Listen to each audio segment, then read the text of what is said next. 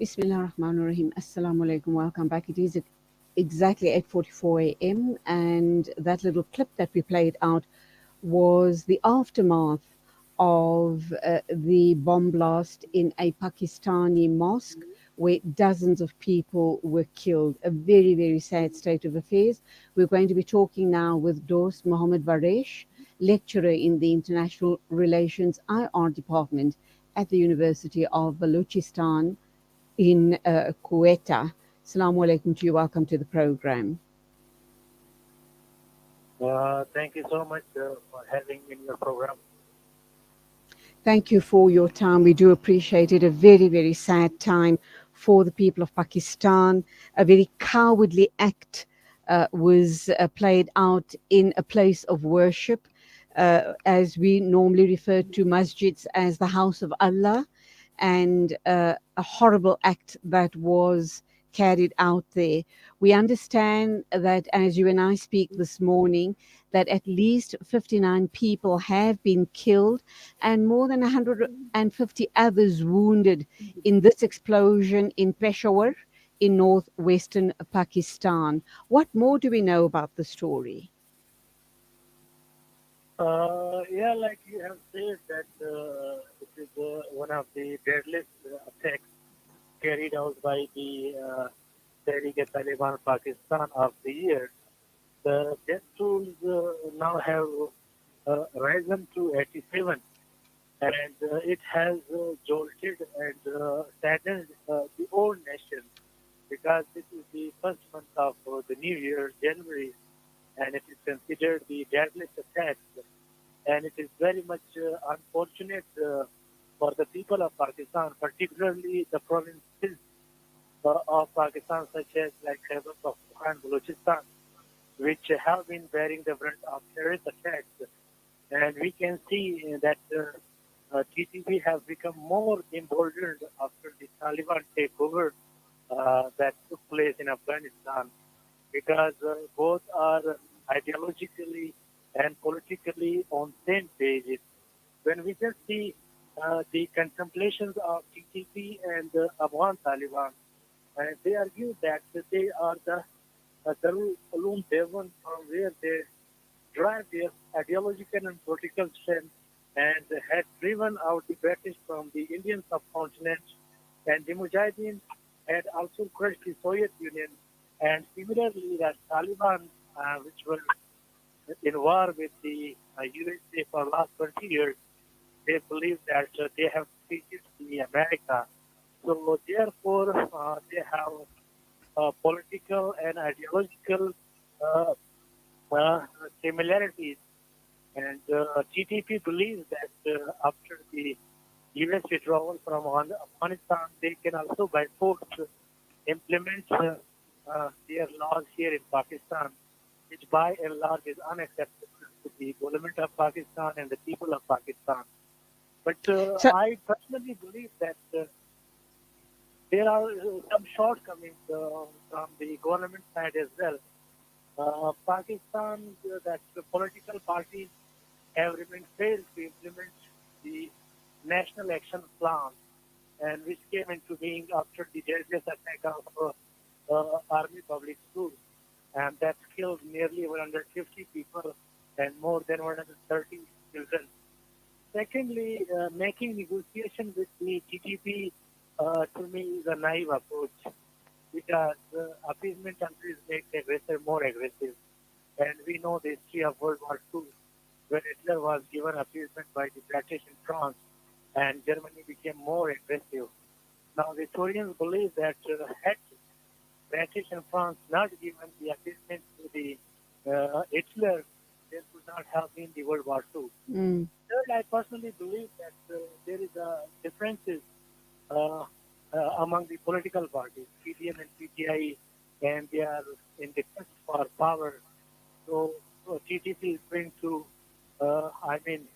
get much advantages from their differences, and it would be very much unfortunate if they are not going to execute result-oriented counter-terrorism strategy. TTP will become more important, and they might carry out some more terrorist acts across the country. Okay, so Dost Muhammad, you keep referring to the TTP. We know initially, just shortly after the attack on the mosque, that a commander from the Tehreek-e-Taliban party initially claimed responsibility for the attack.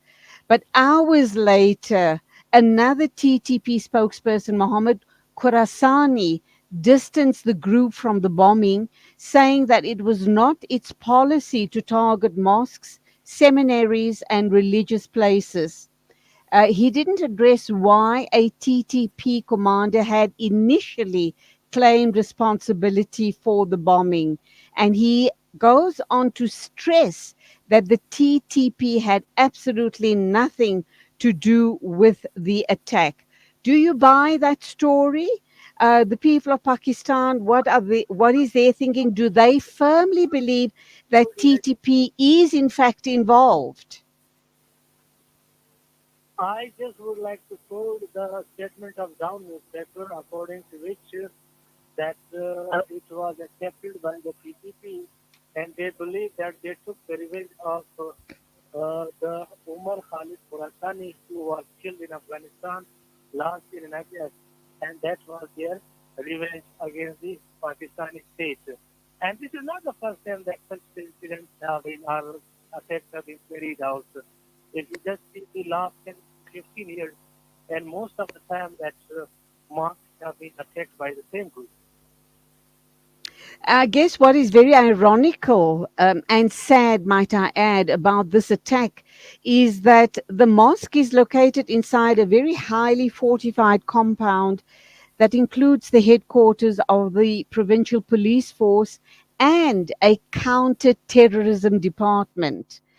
So it was very, very brazen of the attackers or the terrorists in this regard to have undertaken the attack on this particular mosque in this particular location.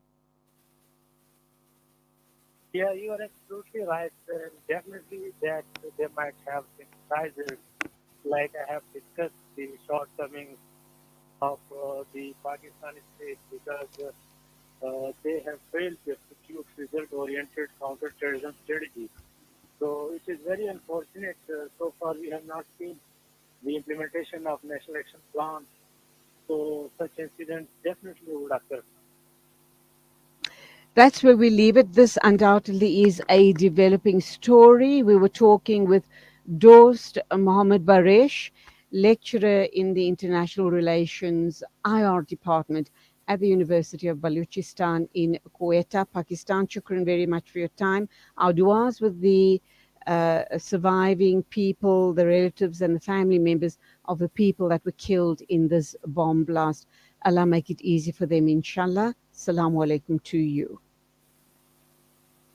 Thank you. Thank you. 8:52 a.m. exactly. News and views right here on Salam Media. Please stay with us. Coming up on the show this morning, we'll be talking with a brother based in Hammanskraal. He wants to talk about the building funds for building of a mosque in that part of the country.